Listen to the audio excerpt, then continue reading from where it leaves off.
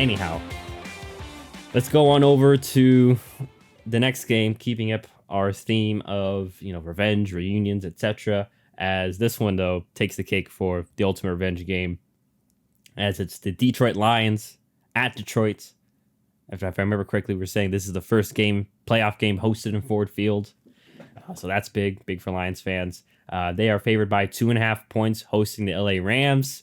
So obviously the Stafford going against the Lions, and then very quietly also Jared Goff going against the LA Rams, who the Rams, they shut the mouth after, he wasn't good enough for them.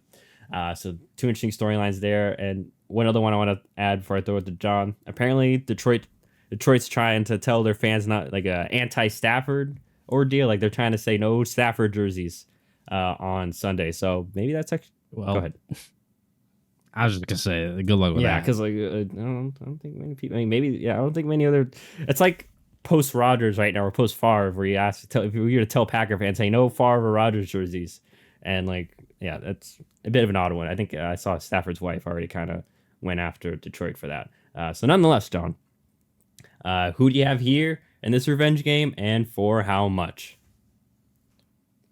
I'm going with the Rams. I have kind of been speaking it into existence for a little while now that I just feel like the storyline is too good that the first ever playoff game at Ford Field is gonna be won by Matthew Stafford. And of course, if you told a fan that 5 years ago, they'd be sitting there thinking, of course it's gonna be. Nope, it's Matthew Stafford for the Rams. So the Rams, they're just also red hot. I've talked many times about the streak that they're on and how they've won so many games out of their last 7 or 8, and the only game they had lost was that game against the Ravens in overtime that they very well could have won. Ever since Kyren Williams has been back, I've said these points so many times. I believe in McVay. I believe in the Rams.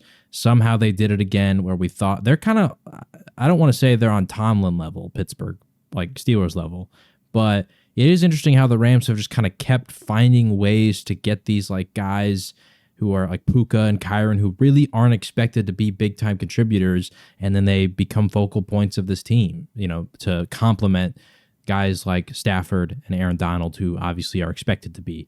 Even Cooper Kupp, he wasn't necessarily a first-round pick who was expected to be some stud that he is. So, yeah, I'm taking the Rams. I just think that the Lions defense, their secondary is going to have no answer for Kupp, for Puka, for Stafford.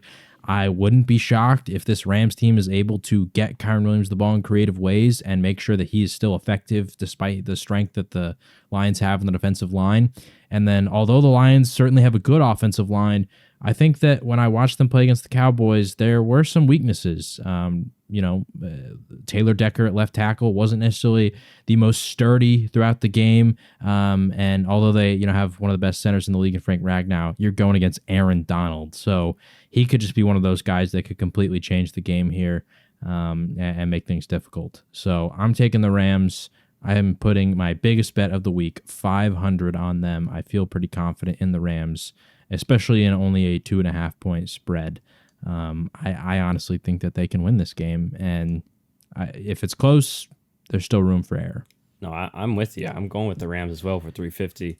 I do want to add on the point you mentioned in regards to Lions offense. I mean, I don't mean to continue to pile on Jared Goff. He's a solid quarterback, but we've seen before. You get pressure on him, especially early. He starts getting, the clock starts going. He starts getting rattled. Doesn't help that you lose Sam Laporta. So really the only receiver you're scared of is Amon-Ra St. Brown, and I'm sure the Rams will know that. I mean, very similar kind of style that they use. Amon-Ra is in regard to short to intermediate routes and such. I think I would not be shocked if they just go double him. Who's going to beat us? Who else is going to beat us in terms of the pass game? And I will be interested, though, to see if they can slow down the Lions' run game, too, because if they are able to do that, then that even goes more into their favor. And on the flip side, just to add on what you mentioned, who's gonna cover Cooper Kupp and Puka Nacua, too, on the Lions is also a major question and a concern, because I think we're starting to see towards the end of the year, now that Cooper Kupp's gotten a little more healthier, and obviously Puka's gotten better and has established himself. Who do you double? Because you can only pick one. If you double one, then Stafford's probably going to go to the other. Or like you mentioned, if you find a way to take both of them away, okay, well here's what Kyren Williams play for you. you know. So and Right. we've mentioned that it's a secondary's been a huge concern for Detroit. It's been a major question mark, especially at the cornerback position.